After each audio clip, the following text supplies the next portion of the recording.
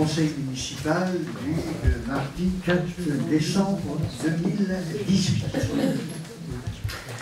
Tout d'abord, certains de nos collègues se sont excusés. Il s'agit tout d'abord de Marc Kervish, qui donne pouvoir à Alain Brogard, et de Bertrand Dany, qui donne pouvoir à Michel Trégouette. Je vais demander comme secrétaire de séance à Vincent. Vincent, vas-tu faire secrétaire de séance? Merci. Et nous allons commencer cette séance par la rubrique des finances. Donc, budget principal, décision modificative numéro 2. Vous avez été destinataire de la décision modificative numéro 2, validée par la Commission des finances, qui s'est déroulée le 21 novembre 2018. Carole Blanco-Hercelin, adjointe aux finances, les membres de la Commission des finances, Madame Lanoé, responsable administrative, et Monsieur Le Gall, directeur général des services, ont travaillé sur ce projet qui vous est proposé ce soir. Monsieur Le Gall va vous en présenter les principaux éléments. Bonsoir à tous, oui, ça fonctionne. Merci, monsieur le maire. Alors, effectivement, on vous a fourni avec des convocations le projet de décision modificative détaillée. Si vous le voulez bien, on va en faire une rapide synthèse en se limitant au niveau de la présentation simplement au chapitre. Et puis, il y a un souci d'affichage. Ah.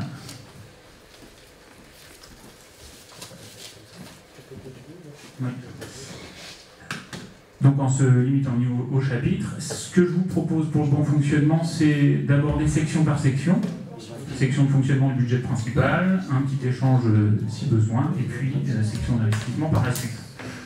Donc simplement pour préciser les choses, au budget primitif, le total des recettes de fonctionnement s'élève à 2 547 000 €.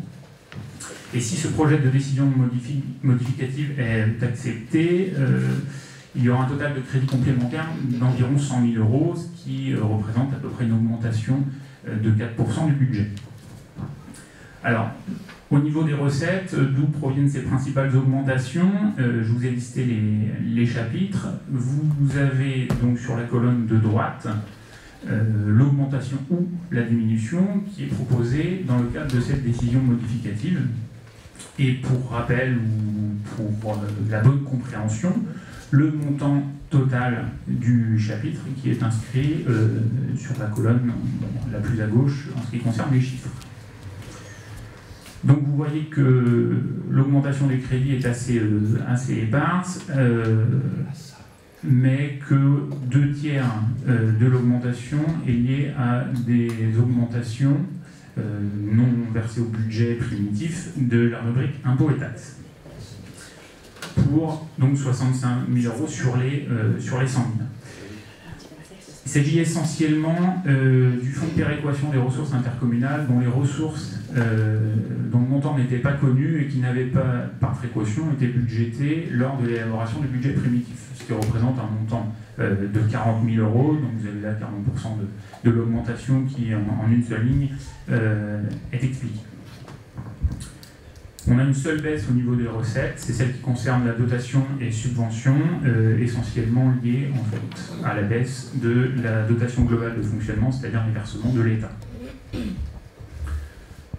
Je poursuis sur les dépenses et puis nous ferons un point sur la section de fonctionnement ensuite. S'il vous plaît, oui. J'ai quelques interrogations. Pas tellement sur le budget, oui, mais sur la rapidité des convocations et notamment ce soir sur une convocation. Nous sommes le premier mardi du mois, je sais que vous avez le droit de le faire, mais y a-t-il urgence? Je veux dire, est-ce que vous avez un impondérable à rendre ce budget? De toute façon, il faut faire une décision modificative sur le budget. Donc, nous avons avancé le Conseil comme il arrive parfois, hein, on l'avance ou on le retarde. Peut-être qu'en janvier, on retardera 8 jours aussi, on vous dira à l'avance. Mais on l'a avancé de 8 jours. Et d'ailleurs... Est-ce qu'il y a un impératif de date à rendre ce budget? Mais si un de vos représentants avait été présent à la commission des finances, s'il n'y avait personne de votre équipe, évidemment, vous auriez su pourquoi on l'avançait 8 jours avant. Je suppose que, il me semble, que c'est moi qui ai reçu cette convocation. C'est bien ça? Oui, c'est ça, tout à fait. Oui, en sachant que mes horaires sont quasi incompatibles non, avec après, vos horaires. Vous aviez le choix de déléguer à deux de vos coéquipiers. Pourquoi les 3 ne sont pas informés? Pourquoi? Les 3 personnes de l'opposition ne sont pas informées sur ce sujet. Ça, tu n'étais pas là au tout début, lorsqu'on a démarré en 2014. C'est un membre de l'équipe de la minorité qui siège dans chaque commission. Et s'il est indisponible, et ça peut arriver, il prévient un de ses collègues qui assiste à sa place. Sachant très bien que depuis que je suis arrivé, je n'ai pas encore choisi mes commissions. On ne les choisit pas parce que tu as bénéficié obligatoirement des commissions de la personne qui était avant toi dans le poste. Alors laquelle avant moi, s'il vous plaît? Quelle personne était avant toi? Ben, il y a tellement eu de désistements et il y a tellement eu de démissions dans votre liste que l'avant-dernière personne, c'était qui déjà? Voilà. C'est Evelyne qui a démissionné, mais c'était pas Evelyne l'avant-dernière. C'est-à-dire qu'après, il y a eu des démissions successives. Oui, mais c'est l'émission d'Evelyne. C'est ça. Pour les commissions, Pierre-Gilles remplace Evelyne dans les commissions. L'an dernier, en 2017, pour novembre 2017, nous avions parlé également qu'il y avait une nécessité à ce que nous puissions être informés, voire assister tous les membres de la minorité pour pouvoir être au mieux informés tout ce qui était budget et finances. D'ailleurs, en 2017, c'était Bertrand qui était sur la commission finances. Il y est toujours? Non, c'est... Il a demandé, c'est lui qui avait, voilà, maintenant, il a demandé en cours à changer. Il a voulu rejoindre les travaux. Donc il a rejoint les travaux. Maintenant, ça ne l'empêchait pas d'assister à la commission des finances s'il était mandaté par Pierre-Gilles. Voilà, c'est très clair. Quelqu'un qui est empêché peut mandater un de ses collègues. Ok. Voilà. Alors, vous dites, monsieur le maire, que vous pouvez peut-être au mois de janvier changer la date du conseil. Tout à fait, vous avez tout à fait le droit. Mais cependant, nous avons des organisations professionnelles, ce qui fait que ce soir, le fait que la date du conseil, nous avons été informés fin novembre qu'elle est passée à les premiers jours de décembre. Et de ce fait, Bertrand Dany est absent. Raison professionnelle. C'est impératif. Oui. Et lorsque nous avons ce rythme qui est le deuxième mardi du mois, nous conservons ce deuxième mardi du mois à être disponible le plus souvent possible par rapport à nos obligations professionnelles. Alors si vous voulez changer, dites-nous dès maintenant, monsieur le maire. Tout à fait, mais c'est le principe, on s'adapte. Nous, à la communauté de communes, on nous dit quelquefois 10 jours avant, 15 jours avant qu'un conseil est reporté. Un conseil communautaire, où il est avancé, etc.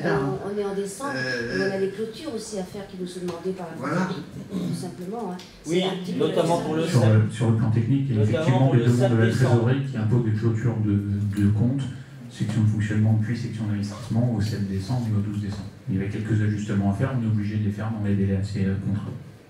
D'un conseil sur l'autre, si vous pouviez nous avertir, de façon qu'on ne soit pas surpris juste quelques jours, une semaine avant le conseil. Parce que là, nous avons été vraiment pris de court. Hein. Je vous dis que vous avez tout à fait le droit de fixer la date du conseil, c'est vrai, ça vous revient, mais par rapport à notre organisation. D'accord. Donc, si on décale janvier, on vous le dira très rapidement. D'accord. Comme il y a beaucoup de vœux au mois de janvier, on sera peut-être amené à décaler. C'est fréquent dans les conseils municipaux. Très bien. Alors, monsieur le directeur, vous pouvez continuer. Donc, pour la partie recette, voilà, terminé de brosser ça assez rapidement. Sur la partie dépenses, vous voyez, c'est beaucoup plus simple au niveau du chapitre. Évidemment, les montants, les proportions restent les mêmes au niveau du budget général. L'augmentation donc de 100 000 euros, pour 2 tiers, revient aux charges à caractère général et pour l'autre tiers aux charges de personnel. Voilà, le reste étant quelques ajustements mineurs au regard du budget global. Donc, une modification qui porte sur un peu plus de 100 000 euros pour la section de fonctionnement au budget principal, donc tant en recettes qu'en dépenses. Si vous le souhaitez, on peut faire un point à cette étape avant de passer à la section investissement. Oui, pouvez-vous nous expliquer par rapport aux charges du personnel? Il y a sûrement des raisons bien précises. Pouvez-vous nous les expliquer, s'il vous plaît? Bon, en ce qui concerne le personnel, on a eu un changement en ce qui concerne la maison, notamment de la pêche et de l'eau. C'est-à-dire qu'auparavant, c'était en subvention. Il y avait une subvention de 5 000 euros qui était allouée à la maison de la pêche et de l'eau. Et cette année, nous avons salarié les 2 personnes pendant l'été. Donc, c'est-à-dire que c'est un transfert. C'est-à-dire au lieu d'être en subvention, c'est en salaire et charge. Donc ça, c'est une chose. Il y a eu aussi des arrêts de travail.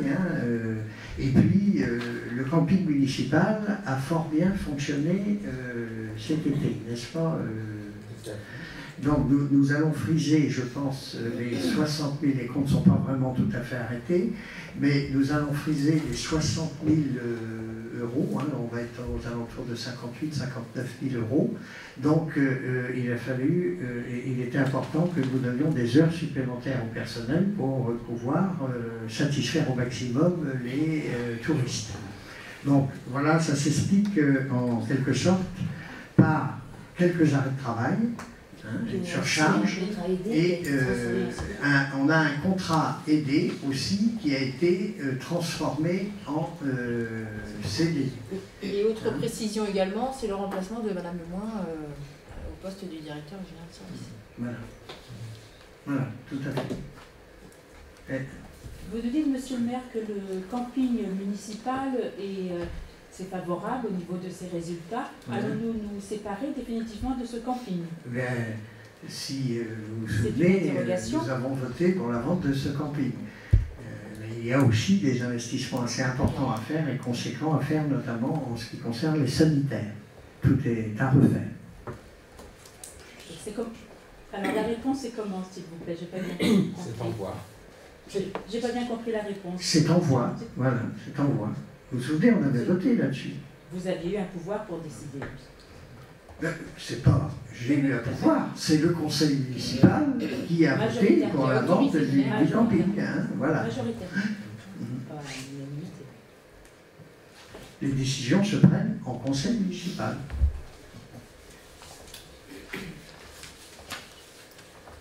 S'il n'y a pas d'autres questions sur la section de fonctionnement, on peut procéder de la même façon sur la section investissement. Donc là aussi, pour rappel, on parle d'un budget total pour la commune d'un peu plus de 870 000 euros. Et cette fois-ci, on a... la page, s'il vous plaît. Pardon ? Tournez la... Oui, je reviens sur la page précédente, c'est ça ? Ah non. Vous êtes en dépenses d'investissement, c'est ça ? Je suis en recette d'investissement pour le moment. Oui. Recette, ça. Oui, je croyais que vous aviez dit dépenses d'investissement. Ah, j'ai peut-être fourché. Alors, en tout cas, voilà, je commence par les recettes. Donc un montant de 870 000 euros. Et cette fois-ci, donc une orientation à la baisse avec une diminution totale d'un peu plus de 200 000 euros. Donc qui s'explique par la diminution du chapitre subvention d'investissement et l'accroissement d'immobilisation corporelle. En fait, ça c'est tout simplement la vente de l'abattoir. Visiblement, on n'a pas les mêmes pages que vous. C'est pas la même présentation. C'est pas la même présentation, mais C'est les mêmes j'espère que chiffres. c'est bêtise, mais normalement c'est les mêmes chiffres. Au niveau de la vente de l'abattoir, c'est sur quelle date? Parce que là, nous sommes à faire cette DM à cette date de décembre. Oui.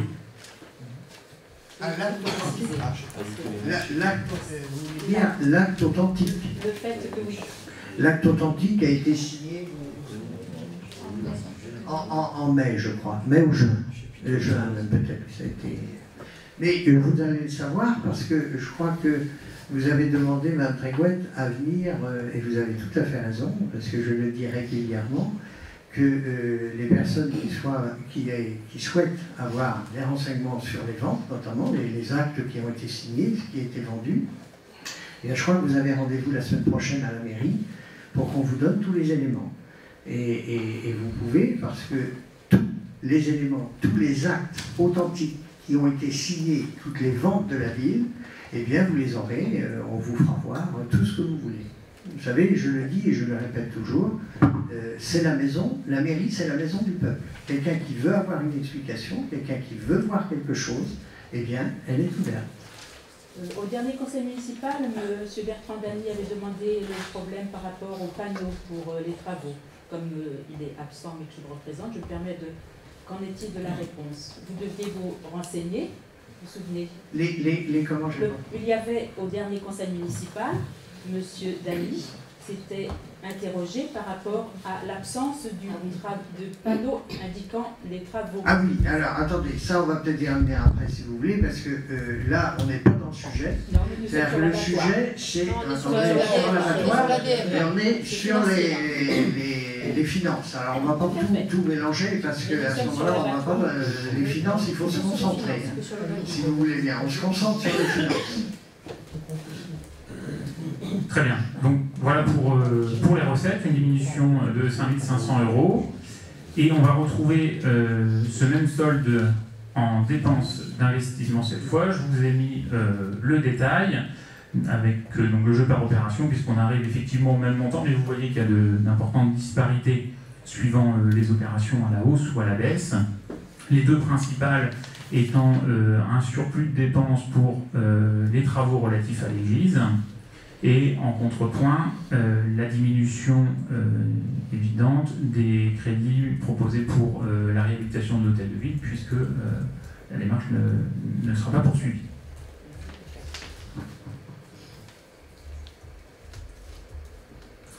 Voici pour donc, la section d'investissement du budget principal. On fait au fur et à mesure. Alors, donc, si vous voulez, si vous n'avez pas d'autres remarques ou d'autres questions, je vais mettre au vote. Êtes-vous d'accord pour valider la proposition de décision modificative numéro 2 telle qu'elle vous a été présentée? Qui est contre? Qui s'abstient? Alors, trois abstentions. Voilà. Eh bien, écoutez, je vous remercie et on va continuer. Alors, avec la deuxième décision modificative, celle-ci concerne le budget annexe de la maison de santé. Donc là aussi, même principe. Pour rappel, on est sur un budget total en fonctionnement d'à peu près 80 000 €. Et cette décision modificative donc amènerait à un total de crédit complémentaire de 1 000 €. Donc vous voyez qu'on est sur des variations extrêmement faibles en recettes de fonctionnement. En dépenses de fonctionnement, le solde est le même, mais on obtient des variations un peu plus importantes. Donc une diminution des charges à caractère général telles qu'elles avaient été envisagées au départ, et donc la possibilité de dégager des marges de manœuvre pour verser à la section d'investissement. Donc pour un solde de crédit complémentaire donc de 1 060 €. Je poursuis sur la section d'investissement s'il n'y a pas de questions.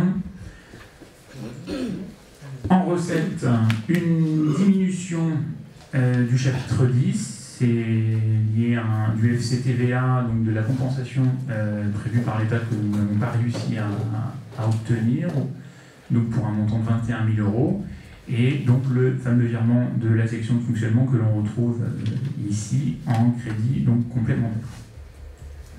qui nous fait une diminution totale de la section en recette de 2180 €, diminution qu'on va retrouver également en dépenses, avec une augmentation de 13 480 € des subventions d'équipement versées, c'est pour le financement de la barrière auprès de l'hôpital, et de moindres travaux réalisés donc au chapitre 23 pour 16 000 €.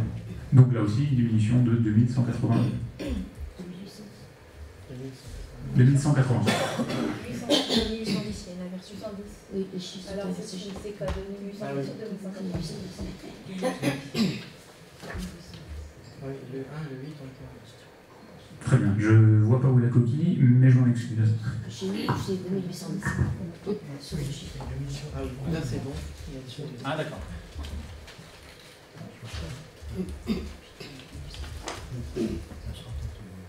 Oui, d'accord. Bon, on met vote. Êtes-vous d'accord pour valider la proposition de décision modificative numéro 1 telle qu'elle vous a été présentée? Qui est contre? Qui s'abstient? Eh bien, écoutez, à l'unanimité, je vous en remercie. On va continuer. Donc, troisième et dernier point, finance, la proposition de grille des tarifs municipaux pour l'exercice 2019. Donc, la commission des finances a proposé de reconduire à l'identique la grille qui était pratiquée pour 2018. Il faut savoir que l'année précédente, il y avait une augmentation de 1,5% de l'ensemble des tarifs. Donc, la commission propose au Conseil de maintenir les tarifs, l'ensemble des tarifs à l'identique pour 2019. Voilà, oui, Madame. Pouvons-nous également préciser que pour les associations locales, il y a quand même une gratuité? C'est indiqué. C'est ça, c'est indiqué, hein. Ça doit être indiqué dans les grilles. Gratuité. Oui, mais pour une gratuité annuelle et la gratuité qui était pour les âgés également. Les âgés. Sur la salle des sources. C'est indiqué sur la salle Oui, des sources. sur la salle des sources. Association locale, Oui. entreprise locale, particules maître. Oui, Gratuit. gratuit. Oui, oui. Elle la sur la salle des sources. C'est pas marqué la gratuité. C'est pas marqué la gratuité pour la salle des sources. Oui, mais la salle des sources, on la met gratuite pour les âgés des assemblées générales. C'est nécessaire de l'indiquer. Voilà. On peut l'indiquer hein, sur le document, hein, mais voilà. D'accord. On l'a indiqué lors de la réunion à destination des associations. Oui, il y a 15 jours, avec un document complet, et oui. puis on leur a indiqué en fait les modalités les tarifs. On a rappelé, Carole a rappelé, qui était la chef de cérémonie, a rappelé le protocole pour réserver, et puis la gratuité des... ce que tu disais tout à l'heure, Michel, une fois par an, et puis la gratuité en semaine. Pour les âgés, les réunions, et donc, les assos qui sont venus sont au courant, puis les autres recevront, si ça t'intéresse toujours ce que je dis, les autres recevront... Michel, j'étais en train de te répondre en fait. Non mais Si tu ne fais pas partie de l'association, si tu n'es pas dans une assemblée générale, Bon,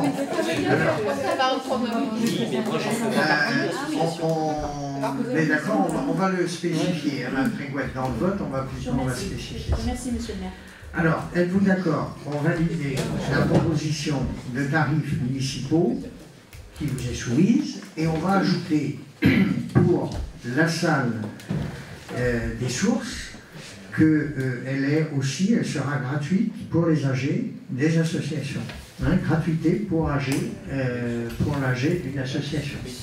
Voilà, une fois par. On est d'accord? Qui est contre? Qui s'abstient? Eh bien, écoutez, à l'unanimité, je vous en remercie. Donc, Avant de passer à un autre sujet, nous venons donc de procéder au vote des DM et vous l'avez constaté, notre situation financière ne nous autorise pas de largesse. Nous entendons ça et là les attentes de grands projets, les demandes d'investissement importantes pour notre ville. Bien sûr, nous sommes pleinement conscients des nombreuses attentes des particuliers et des associations de Malétroit. Nous les partageons pour beaucoup. Et en tant qu'élus, nous avons également nos idées et nos projets pour la ville. Mais, nous le redisons, nos finances sont contraintes et nous devons gérer au mieux les priorités pour le bien-vivre de notre ville. Nombre d'entre vous ont certainement constaté une hausse de leurs impôts locaux. Cette hausse n'est en aucun cas due à une décision de la commune. Je le reprécise dans l'éditorial du prochain Malétroit Actualité que vous recevrez très bientôt, avec d'ailleurs le nouvel agenda, l'agenda de l'année prochaine, 2019. Nous avons promis de ne pas augmenter les impôts lors de notre élection et cet engagement, nous le tenons depuis 2014. Notre situation est donc malheureusement très simple. Nous sommes confrontés à un triple défi. Nous devons assumer depuis notre élection la gestion d'une commune lourdement endettée, je vous rappelle, mais peut-être ne l'avez-vous jamais su, 17 contrats de prêt ont été conclus entre 2004 et 2008 inclus. Nous devons aussi faire face au désengagement continu de l'État. Et pour autant, nous n'augmentons pas les impôts. Et nous y tenons. Mais ce choix de stabilité fiscale, nous le maintenons et ne le regrettons pas.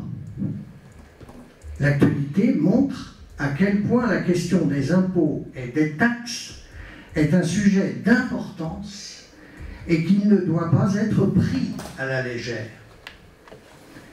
Quelques euros par-ci et quelques dizaines d'euros par-là peuvent représenter, cumulés, pour les ménages les plus modestes, des difficultés que les élus ne peuvent ignorer. Aussi, l'ensemble de notre équipe partage la conviction que sortir de ce contexte contraignant pour Malétroit repose et reposera sur le développement économique maîtrisé et diversifié de notre cité. C'est le sens de notre engagement pris en 2014. Divers projets économiques émergent sur notre commune. Et c'est uniquement grâce à un travail collectif, main dans la main, de tous les acteurs publics intéressés, communes, communautés de communes, préfecture du Morbihan, que notre soutien sera profitable aux projets locaux et bénéfique pour la vie de notre cité et pour tous les Malestroyennes et pour tous les Malestroyens. Voilà ce que je voulais vous communiquer ce soir après les votes des décisions modificatives du budget. Vous êtes en campagne, monsieur le maire? Vous savez, c'est une réflexion bizarre parce que depuis 2014, depuis que nous sommes élus 2014, nous disons que nous n'augmentons pas les impôts. Et évidemment, on rencontre, nous tous, des Malestroyennes et des Malestroyens dans la rue, régulièrement, ou à la mairie, qui nous disent, écoutez, vous nous avez menti, nos impôts ont augmenté. Alors évidemment, ils ont augmenté, c'est pour ça que je vous le précise. Mais Les colonnes, vous avez plusieurs colonnes, plusieurs taux d'imposition. Nous, le taux de la commune, regardez bien, le taux de la ville de Malétroit n'a jamais augmenté depuis 2014, depuis que nous sommes élus.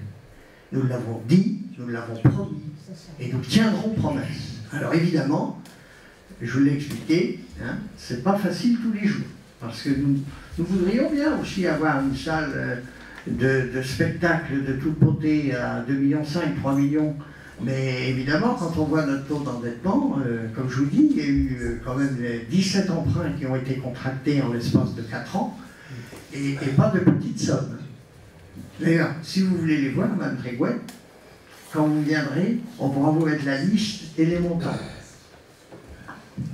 Alors d'autre part, ce qu'on peut voir, c'est quand on voit l'actualité, et notamment ce qui se passe avec les gilets jaunes, et la détresse dans laquelle un nombre de familles, qui soient retraitées, ou des gens qui travaillent mais qui n'arrivent pas à joindre les deux bouts, en fait, ce qu'on voit, c'est que la politique fiscale, en fait, c'est très important pour les familles, parce que il est très facile de décider d'augmenter les impôts, c'est juste une décision qui passe au conseil municipal, mais l'impact, comme on a pu le voir en fait depuis quelque temps, l'impact sur les familles peut être vraiment très important quand les familles ne parviennent plus à boucler leur budget.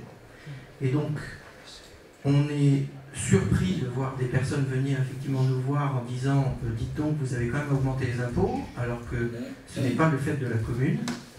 Et je pense que ce serait bien que tous les élus, que ce soit comité de communes, région, État, prennent bien conscience du fait que, en fait, si chacun augmente un peu les impôts, ne serait-ce que quelques dizaines d'euros, en fait, au cumul, le cumulé de ça, c'est des difficultés pour toutes les familles qui ne parviennent pas à boucler leur budget. Donc, on se félicite, nous, au niveau de la mairie et de la commune, d'avoir maintenu cette politique malgré la baisse des dotations de l'État, malgré le taux d'endettement et la charge de la dette, parce qu'on voit que c'est très important pour les familles modestes d'essayer de faire très attention aux dépenses afin qu'on n'augmente pas la pression fiscale. On est un petit peu déçus, ça c'est très clair, de voir que, contrairement à la ville de Malétroit, la communauté de communes, elle, par contre, a une politique qui est d'augmenter en fait la charge de l'impôt, considérant que s'il y a des services, il doit y avoir des impôts. Je comprends la logique, mais ce qu'on considère nous, et donc le mouvement des Gilets jaunes en est un exemple vraiment flagrant, c'est qu'il faut vraiment faire très attention à l'impact que peut avoir l'augmentation d'impôts des uns et des autres dans la chaîne. Parce que, au global, ça peut se transformer en dizaines, voire centaines d'euros, et qui peuvent rendre les situations des familles très difficiles. Donc, on trouve au niveau de l'exécutif que c'était une promesse de campagne qu'on est très heureux d'avoir tenue dans des conditions difficiles. On aimerait bien que toute la chaîne, que ce soit comité de communes, région, département et État, en fait, là maintenant je pense que l'État a bien pris conscience du souci, mais au niveau des comités de communes, de département ou de la région, il est vraiment urgent de considérer que augmenter les impôts a un impact qui peut être très conséquent vis-à-vis des familles en difficulté. Merci Christian pour ta remarque. Je ne sais pas si Madame Trégouet a écouté la réponse de Christian. Non, mais parce que c'est important, vous avez fait une remarque que personnellement j'ai ressentie plutôt violemment. Quand on voit l'actualité actuelle, quand on voit ce qui s'est passé dimanche, ça ne peut pas être simplement un sujet de campagne. Il y a vraiment des familles en détresse en France par rapport à cette question d'impôt qui est assez facile. Hein, c'est un bouton magique qu'on tourne assez facilement. Et je pense qu'au jour d'aujourd'hui, que nous, déjà dans notre philosophie, avoir dit que l'impôt c'était trop facile et qu'il ne fallait pas l'augmenter, ce n'était pas simplement un slogan de campagne, mais une vraie réalité par rapport à ce qu'on constatait pour notre population de Malétroit. Monsieur Lambert, comment pouvez-vous dire, vu le nombre de fois où j'ai parlé et soutenu les personnes qui étaient dans la précarité? Comment pouvez-vous Je dire que ne je vous suis reproche pas de le sensible? dire, je vous reproche le fait Comment de dire que pouvez-vous c'était simplement dire un slogan de campagne. Non, M. le maire n'est pas en campagne. C'est depuis 2014, c'est notre philosophie. Et croyez-nous, ce n'est pas facile question de le souligner. Et l'actualité actuelle nous donne encore raison. Voilà, c'est tout. Vous savez très bien que nous sommes en ville ici. C'est la ville de Malétroit. C'est noté sur l'hôtel de ville. Le fait de s'exprimer n'est pas venir s'opposer, monsieur Lambé. Non, mais c'était un contresens. Voilà, c'était plus C'est un contresens, en fait. C'est-à-dire que ne soyez pas susceptibles. Au vu de l'actualité, nous avons tout à fait la possibilité de nous exprimer au vu sans de être l'actualité agressifs qui et est sans très, être en opposition. Madame Trégoët, si vous voulez bien écouter une seconde, au vu de l'actualité qui est très grave, mais vous avez conscience de la d'accord. Eh bien, en tout Pensez-vous pas que nous aussi nous sommes touchés par justement, donc c'est vraiment ce qu'on a voulu événements. vous dire, c'est que c'est vraiment loin d'être un maire en campagne. C'est pas du tout le sujet. Le sujet, c'est que le sujet est grave et qu'on se félicite d'avoir eu une politique qui a consisté à ne pas augmenter les impôts pour ne pas rendre la vie des gens qui ont déjà des difficultés encore plus difficiles. Enfin, évitons certaines polémiques accusatrices. Nous ne sommes pas non plus contre par rapport à tous ces événements. Nous avons également notre sensibilité. Je ne vois pas pourquoi nous aurions un avis autre que vous par rapport aux événements de Gilets jaunes que vous osez venir nous.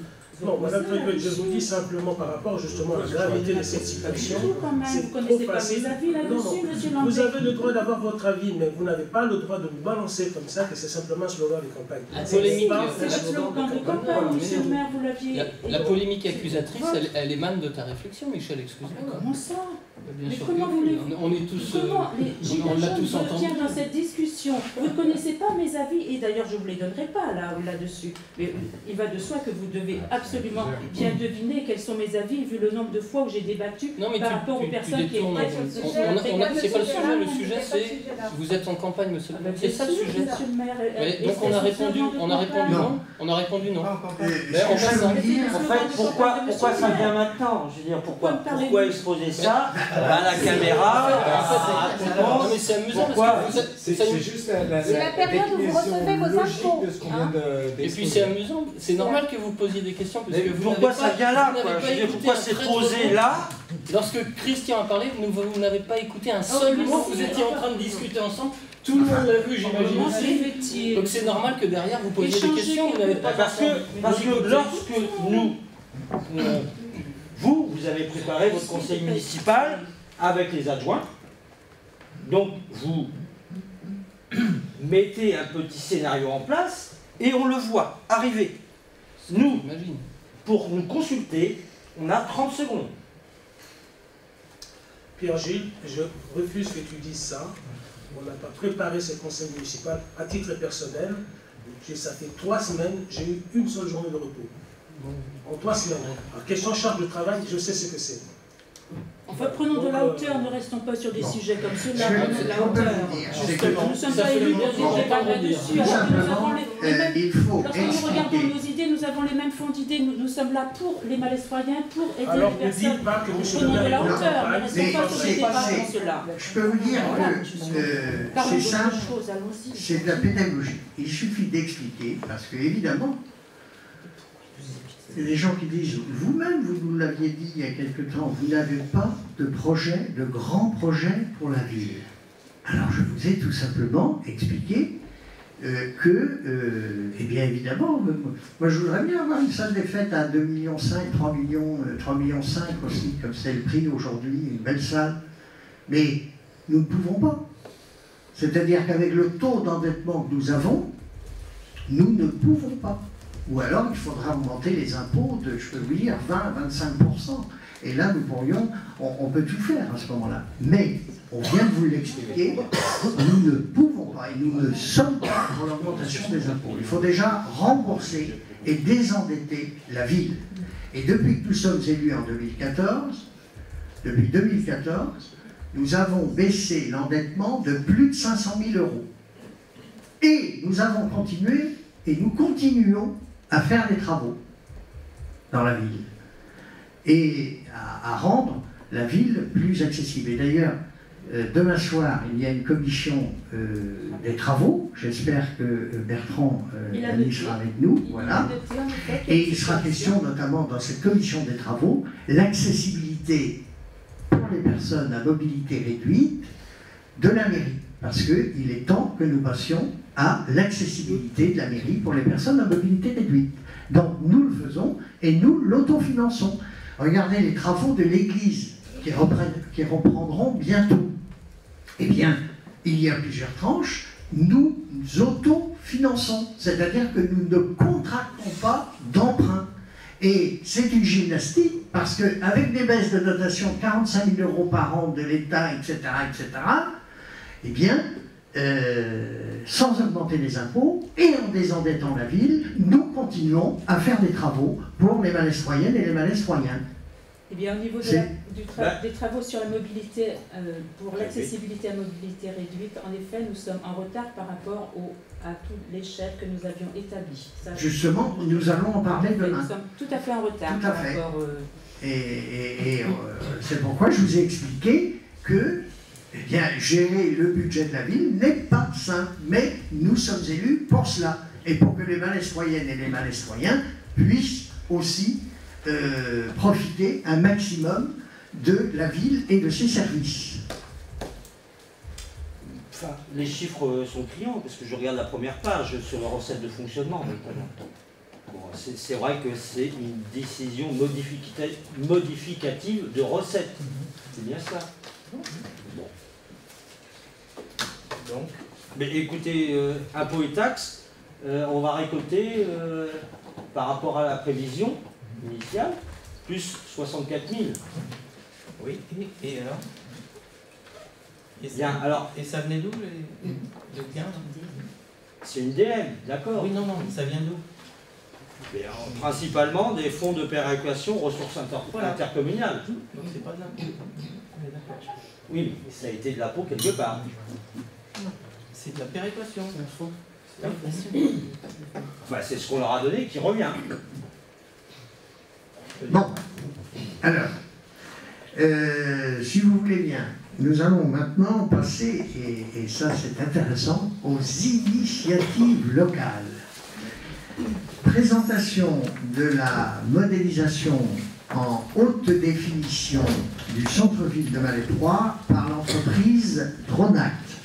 Dronact, vous savez, qui était tout d'abord à la nurserie numérique, qui avait été créée en 2014, aussitôt notre élection par Christian, qui est le fondateur de cette nurserie. Et la société Dronact, aujourd'hui, est sortie de la nurserie numérique pour aller place du Docteur Keinec, dans 700 mètres carrés, et là où il y a une équipe aujourd'hui de 7-8 personnes qui travaillent, et notamment l'entreprise Dronact, installée sur cette place, va maintenant nous présenter son travail remarquable de modélisation du centre-ville de Malétroit, et qui va être présenté par Didier. C'est bien ça. Vous voulez un micro peut-être? Non. Je pense que je dois avoir suffisamment de coffres pour que tout le monde m'entende. Mais je vais parler trop fort. Voilà.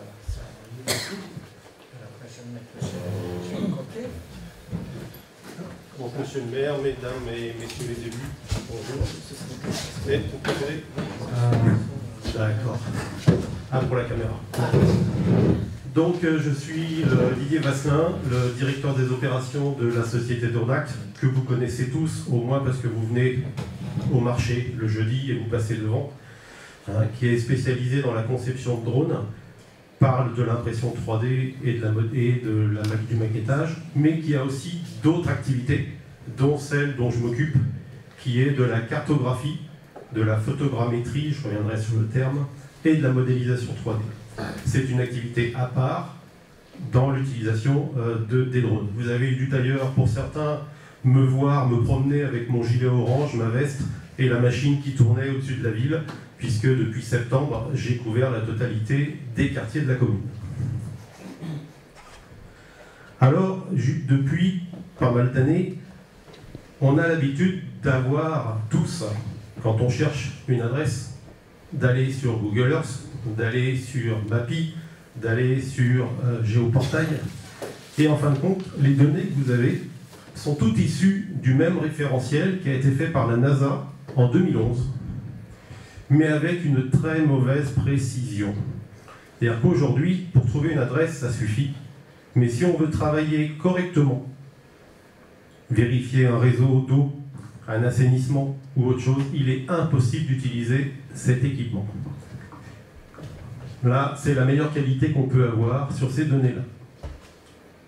Depuis 2013, la région, et vous y avez participé financièrement, a fait la couverture totale de la région Bretagne, avec un renouvellement tous les 3 ans, avec un avion, pour obtenir une carte type IGN, comme vos cartes routières, dont la précision est à 20 cm. Ce qui permet de travailler dans des projets de préétude, quand on veut implanter un bâtiment, quand on veut faire des travaux, mais qui, encore une fois, n'est pas suffisant quand on passe en production. Ce qui peut expliquer que de nombreuses fois, vous avez des pelleteuses qui perforent un canot de gaz ou d'électricité. Donc il fallait faire mieux. Alors, à Drenact, avec l'accord de Monsieur le maire, on a proposé d'expérimenter une nouvelle technologie sur la ville. Alors toujours sur cette orthophoto IGN, vous voyez, quand on augmente l'échelle, 2 millièmes, 5 centièmes, on n'est encore pas bon, et d'ailleurs, on n'est vraiment plus bon du tout en termes de détail. On ne peut rien mesurer. Donc mon travail a été d'expérimenter, parce que la ville représente quand même 3 km², c'est-à-dire 300 hectares, et de la représenter avec une cartographie dont la précision est de 2 cm. Chaque pixel sur l'image représente 2 cm sur le terrain. Alors bien sûr, j'ai fait ça avec un aéronef sans pilote à bord, et donc, dans ce cas-là, j'ai l'obligation de respecter un certain nombre de réglementations, toujours à vue, pas de vol au-delà de 100 mètres par rapport au pilote, on évite le survol de rassemblement de personnes, et donc on a créé des secteurs de vol. Et je suis parti sur tous les quartiers faire un vol assez haut, 80 mètres, ce qui permet d'avoir de la qualité dans l'image, mais de ne jamais faire une atteinte à la vie privée des gens. On a toujours ce côté respectueux, hein. Et comme on est une société privée, professionnelle, on dépend, le préfet est au courant, le maire est au courant, la gendarmerie ainsi que les services municipaux sont prévenus à chaque vol, de façon que s'il y avait un coup de fil, on puisse leur répondre facilement. Donc on a fait à peu près 72 vols, ce qui représente un peu plus de 25 heures de vol. Et on a fait des séries de jeux de photos. Là, chaque point représente une photo. Prise à 80 mètres de hauteur, la photo couvre à peu près une surface sol d'environ 120 mètres par 80 mètres. Avec surtout une qualité intéressante sur l'image. Alors, quelle est la technique qu'on utilise? La photogrammétrie. C'est le fait de pouvoir, en faisant des vols et des prises de vue à intervalles réguliers, et les photos se recouvrant les unes les autres, on va pouvoir, j'ai montré l'exemple de l'arbre ici, en fin de compte l'arbre va se retrouver sur plusieurs photos.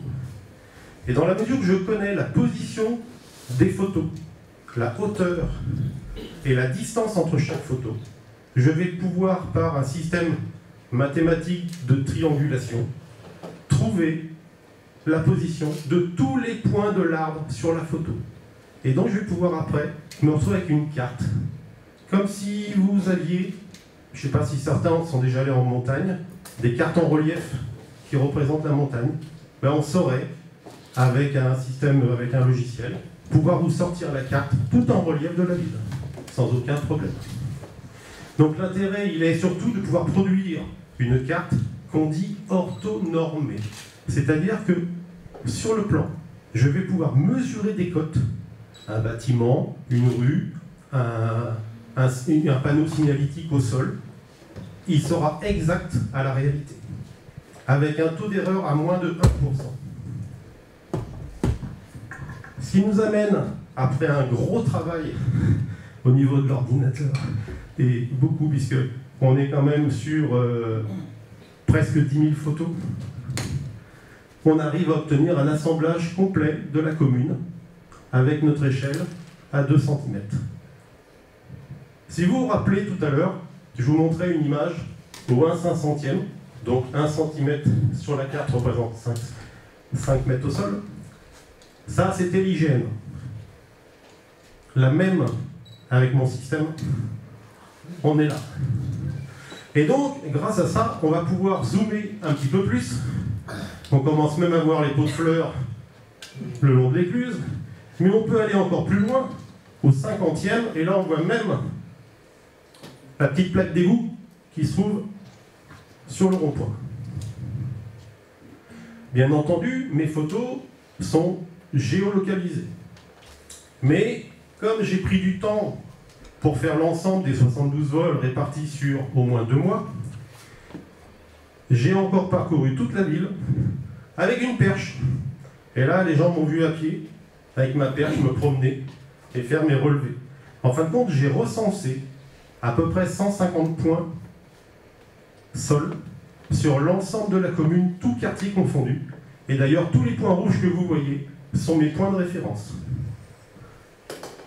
Je l'ai fait avec un système de géomètre qui me permet d'avoir là une précision à 1 cm XY, donc au niveau de l'horizontale, et à peu près 2 cm en vertical. Avec ces points, ça m'a permis de recaler l'intégralité des photos. Donc vous voyez le travail de l'ordinateur. Je le laisse travailler, je pars. J'en ai un qui est en train de tourner, là, ça fait, je l'ai mis vendredi soir, il n'a toujours pas fini. Et c'est pas une machine de bureau.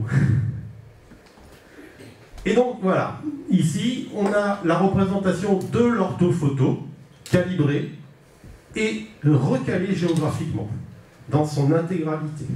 Si on regarde un petit point de détail, vous voyez, on voit tout de suite qu'on est pile raccord au niveau des axes et des routes. Donc l'intérêt de cet ensemble de cartes est ici. Mais vous me direz, c'est bien ça, mais qu'est-ce qu'on peut en faire? Alors ce qu'on peut en faire, c'est, voilà, on peut vérifier par exemple quelques applications liées à l'ortho. On peut vérifier les marquages sols, programmer des plans pluriannuels d'entretien. On peut faire des inspections techniques de toiture, mesurer les surfaces, mais faire de l'inspection visuelle. Et là on s'aperçoit que sur le toit des pompiers, il y a peut-être du nettoyage à faire.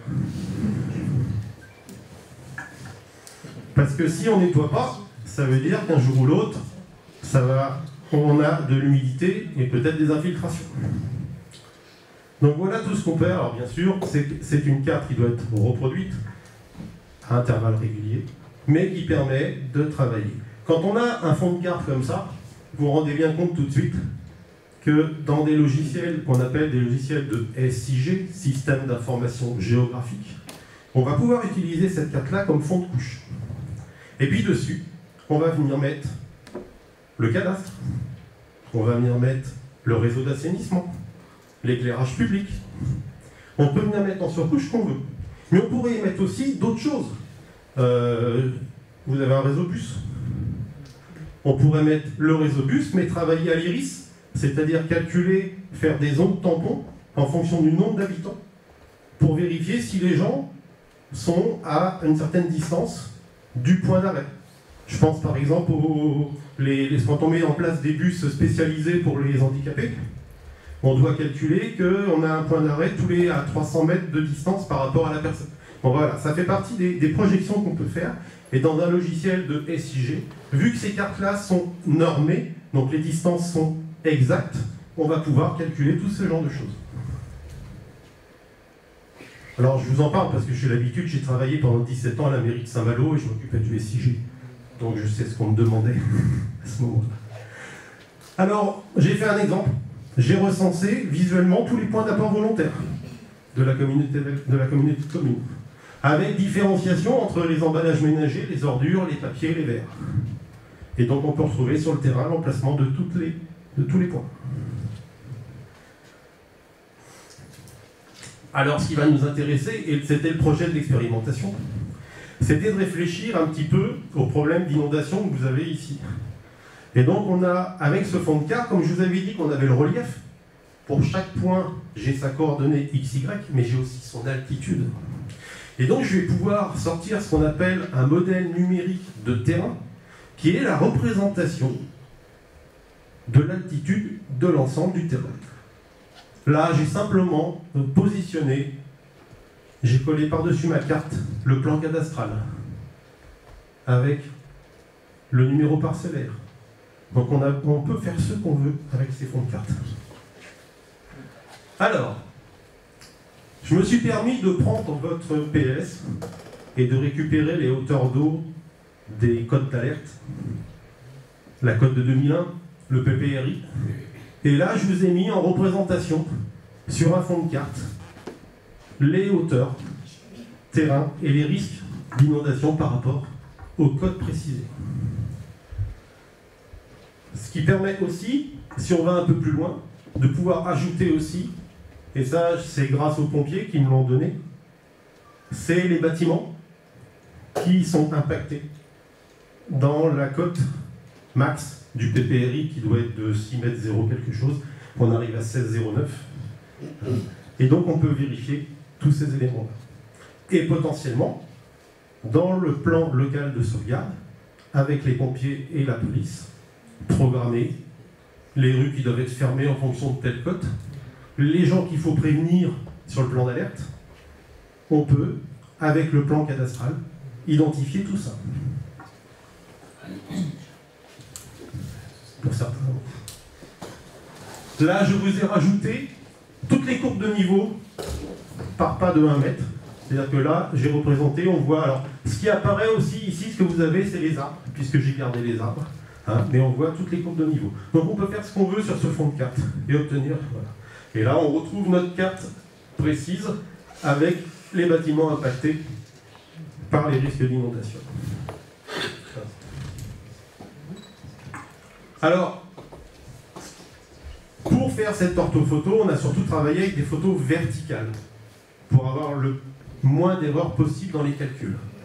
En ajoutant d'autres photos prises de manière oblique pour avoir les toitures, voire des photos prises depuis le sol pour avoir les façades, on va pouvoir modéliser l'ensemble de la commune aussi. Alors j'ai fait une première partie sur... Donc ce que vous voyez ici, c'est la représentation de toutes les photos qui ont été prises sur la ville. Chaque carré bleu est une photo.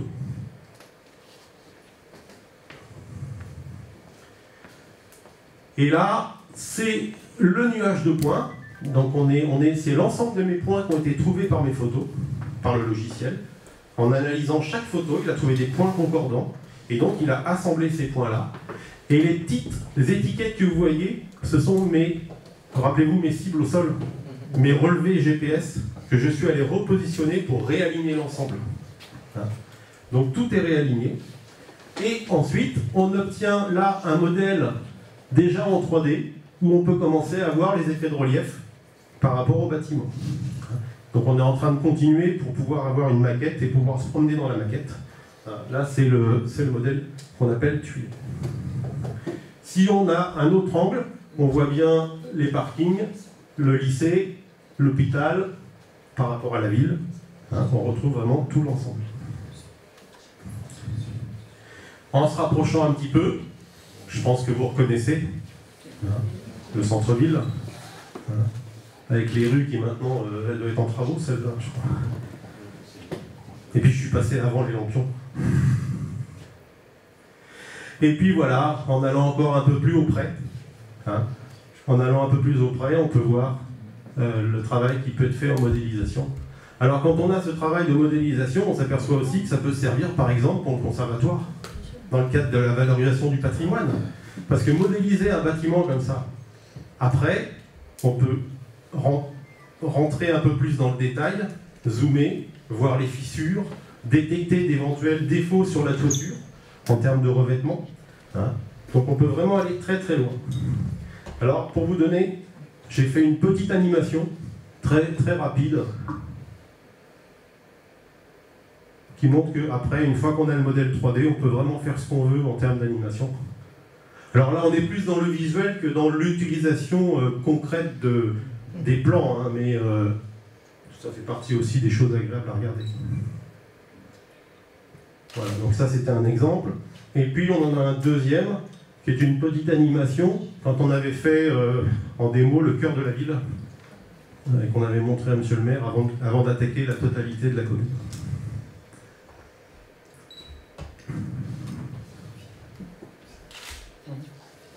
Ouais.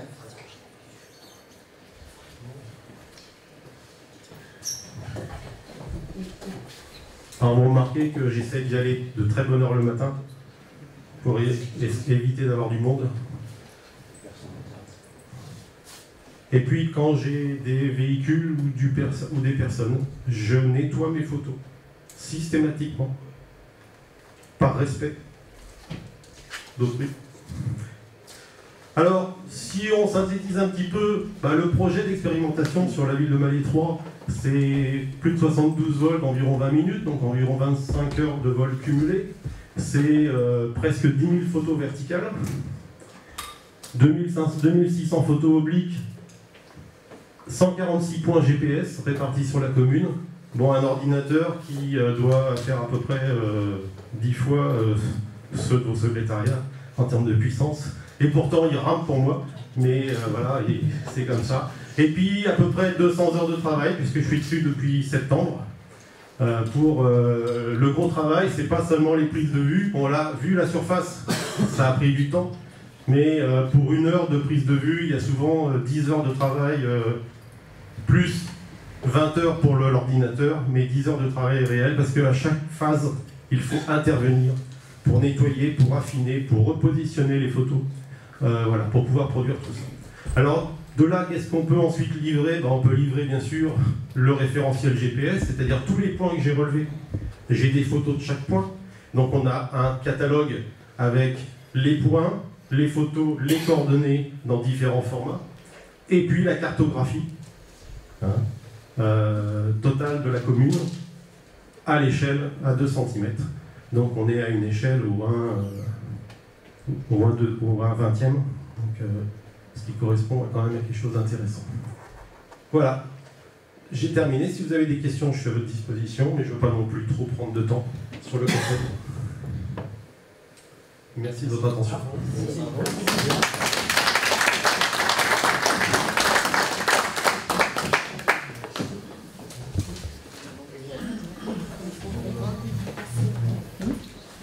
Merci Didier, merci à l'équipe de Dronact. Il faut savoir que Didier est un pilote expérimenté de drone, mais également d'hélicoptère.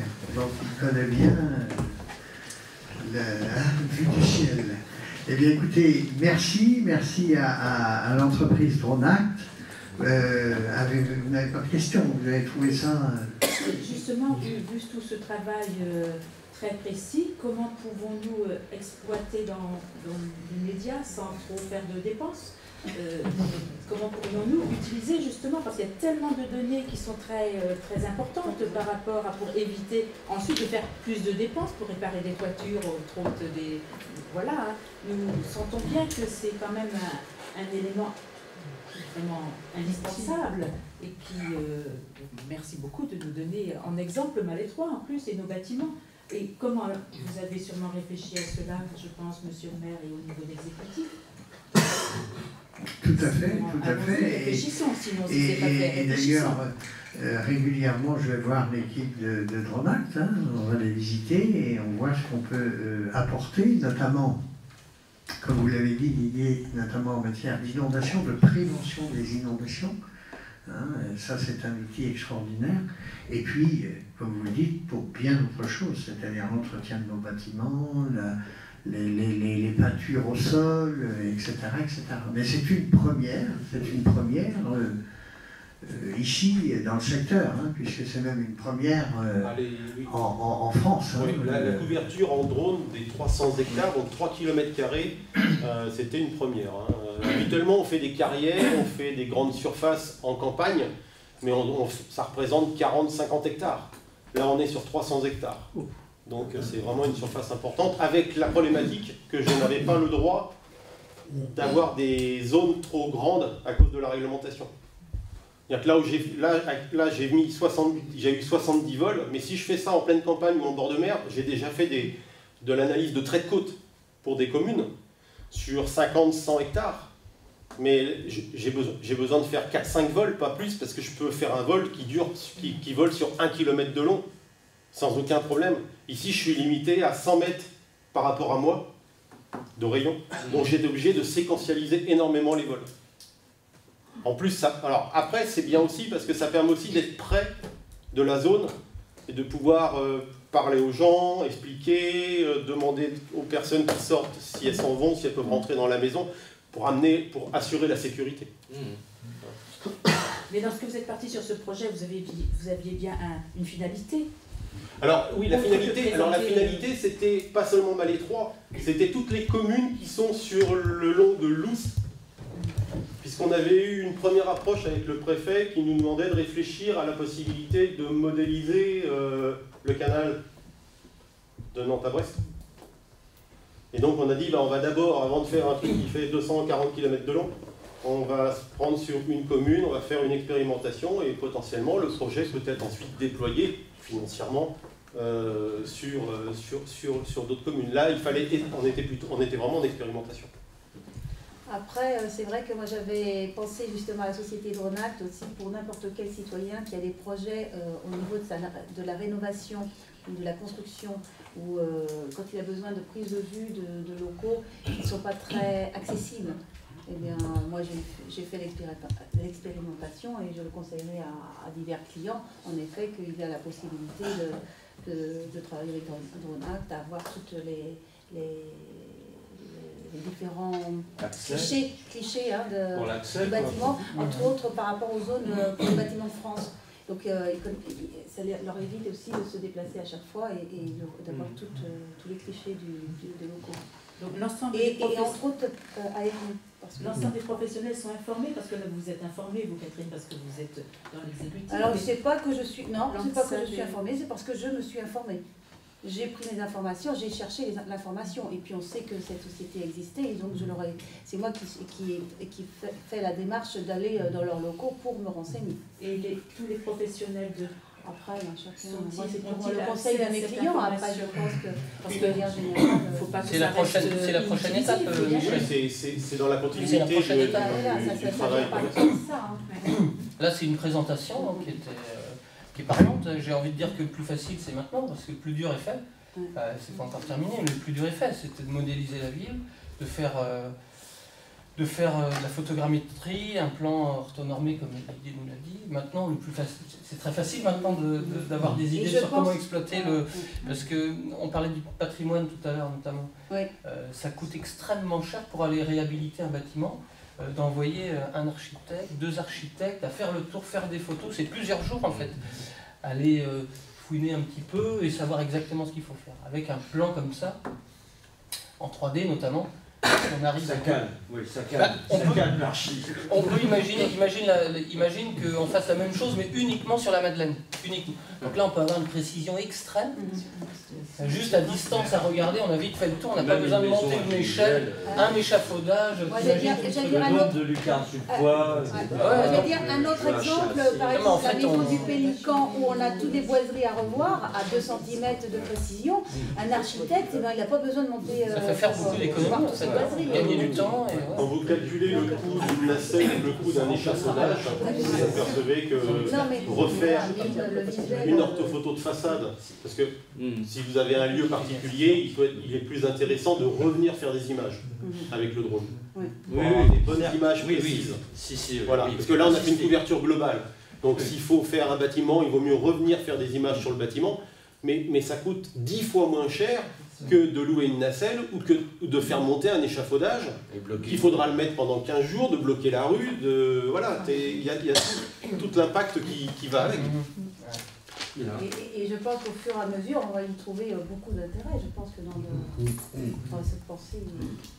Et sur la nature, sur les arts, l'évolution, c'est également moins Alors, précis que sur les bâtiments. c'est faisable, mais il faut il faut être un peu plus précis. En fin de compte, la technique de photogrammétrie n'est pas très bonne parce qu'on est sur de la photo et n'est pas très bonne sur des arbres, par exemple, qui n'ont plus de feuilles. Donc, à la limite, un arbre bien feuillu, bien enveloppé, on pourra le modéliser correctement. Pourquoi? Parce que sur chaque photo, je vais retrouver des points qui visualisent les feuilles. Par contre, vous prenez un arbre avec que des branches, dénudées, je vais surtout voir ce qui se passe de l'autre côté, c'est-à-dire la terre qui est derrière l'arbre. Ah oui, oui, et donc le logiciel va avoir du mal à identifier et à positionner les points. Et le volume. Et le volume. En revanche, pour les zones d'implantation, les arbres, oui, c'est ça. On voit tout de suite. On pose un là, si tu veux. Et le temps, ça joue aussi? La météo, oui, un petit peu. Oui. Mais bon, maintenant, avec les appareils photo qu'on a et les logiciels, on a une certaine marge de manœuvre quand même assez large. C'était très bien. En tout cas, merci. Oui. Alors, à nouveau, merci à toute l'équipe de Dronact pour ce travail remarquable de modélisation de Valais 3. Merci Didier. Et maintenant, je vais vous faire quelques petits rappels. D'abord, je retiens à remercier aussi tous nos collègues qui ont œuvré le week-end dernier et cette semaine pour la Banque alimentaire. Donc, Agnès, Odile, Yvette, Michel, et accompagnés de leurs bénévoles habituels qui sont venus, et je crois que vous avez récolté beaucoup de... Ça a été une bonne... Plus que l'année dernière. Oui. Ah, je trouve le contraire. Alors, merci à vous, et les personnes ont été généreuses, merci beaucoup. Merci aussi à l'équipe, notamment à Catherine pour ces magnifiques illuminations de Noël, qui a travaillé avec toute l'équipe aussi de la commission. Et je vois que chaque année on embellit de plus en plus, c'est l'embellissement de la ville. Donc, et ça fait du bien à cette époque de voir un peu de bonheur, de lumière, et c'est important. Et puis, je vais donner la parole à Jim, qui va peut-être pouvoir nous dire ce qui va se passer le week-end prochain, à Valais 3. Oui, bon, alors oui, un petit rappel, c'est le marché de Noël. J'ai une voix très forte. Bon, alors c'est le marché de Noël ce week-end prochain. Ça démarre samedi, 14h jusqu'à 20h du soir. Et bon, dimanche, ça commence à 10h jusqu'à 18h. Il y aura, nous avons 32 exposants avec une diversité de produits.